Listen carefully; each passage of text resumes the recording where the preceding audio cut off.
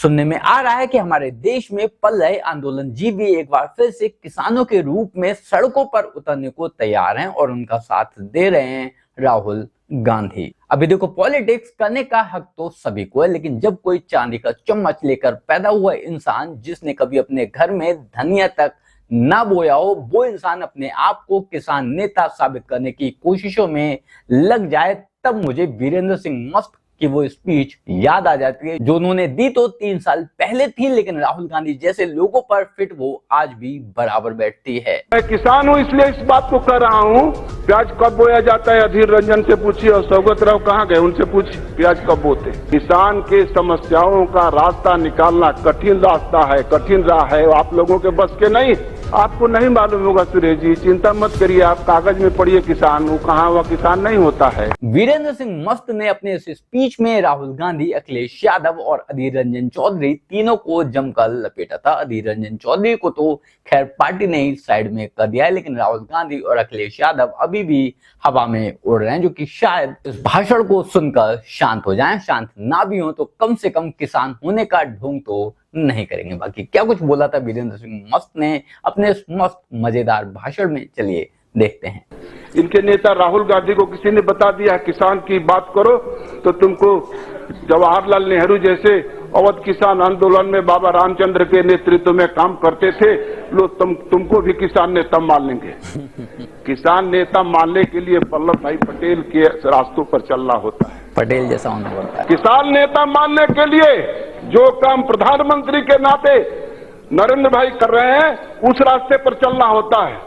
Party का राष्ट्रीय अध्यक्ष अमित भाई शाह जिस तरह किसानों के कार्यक्रमों के लिए दल का नेता होने के नाते जितना समाधान का रास्ता निकालता है उस रास्ते पर चलने होता है। किसान के समस्याओं का रास्ता निकालना कठिन रास्ता है, कठिन राह है, आप लोगों के बस के नहीं। आप लोग दूसरी राजनीति करते हैं और वही राजनीति आपको वहां बैठाई है फिर उधर कर देगी, क्योंकि किसान पहली बार जाग के अपनी सरकार बनाया है। मैं इस बात को कह सकता हूं, हमारे सरकार के सभी मंत्री बैठे हैं, पहली बार इस देश के किसानों ने समर्थन देकर लाठी बटा के सरकार नरेंद्र भाई मोदी की बनाया है कि जिसने 6,000 रुपया हमारे खाते में सीधे खतौनी के नाम से भेजा है।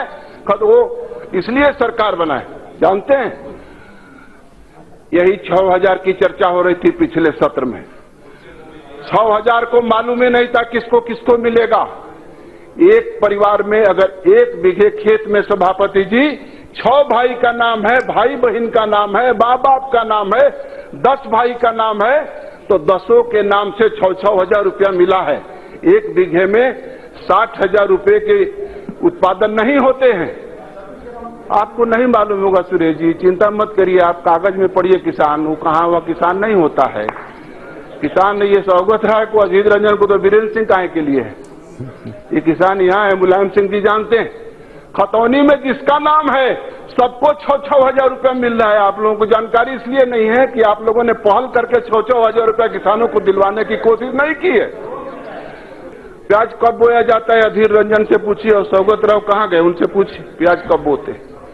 रबी का महीना चल रहा है, रबी के फसल का नाम ये दोनों बता दे तो मैं इनको स्वागत कर दूंगा कि रबी के खेती में कौन सी खेती होती है, तब भी किसान की चर्चा करें। बड़ा कठिनाई मुझे तब होती है जब खेती का खलिहानी चीज का दाम बढ़ता है तो ये सदन में हवा मच जाता है। प्याज का दाम बढ़ेगा, चीनी का दाम बढ़ेगा, गेहूं का दाम बढ़ जाएगा, दूध का दाम बढ़ जाएगा, हल्ला मच जाएगा, दाम बढ़ गया, दाम बढ़ गया। इसलिए मैं किसान हूं इसलिए इस बात को कह रहा हूं कि जो पैदा करता है उसका दाम वो नहीं तय करता है, बिचौलिए तय करते हैं। ये पहला उत्पादन का क्षेत्र किसानी है। जो पैदा करता है अपना दाम नहीं तय करता है। गिरिराज जी बैठे हैं, पशुपालन मंत्री हैं, दूध का दाम दूध पैदा करने वाला किसान नहीं तय करता है। गेहूं का दाम, गन्ना का दाम किसान नहीं तय करता है। कपास का दाम तय नहीं करता है। 70 के दशक में विधायक होते थे मुलायम सिंह जी, एक बार प्याज के नाम पर सरकार बदल गई थी। तो इन लोगों को लगता है कि प्याज का सवाल उठाओ शायद इसी में से कुछ रास्ता निकले।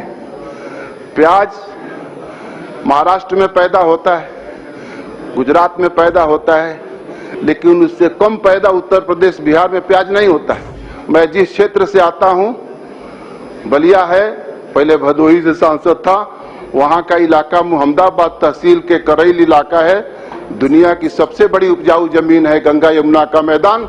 जाकर देखिए वहां के किसान प्याज कैसे पैदा करते हैं। नासिक के किसान उस तरह का प्याज नहीं पैदा करते। उनके घर में सभापति जी, उनके घर में आज भी एक किसान है जिनके घर में सैकड़ों बोरे की प्याज रखे हैं, और मेरे इलाके में 20 से 25 रुपया किलो प्याज बिक रहे हैं। ये प्याज की राजनीति कब तक करोगे?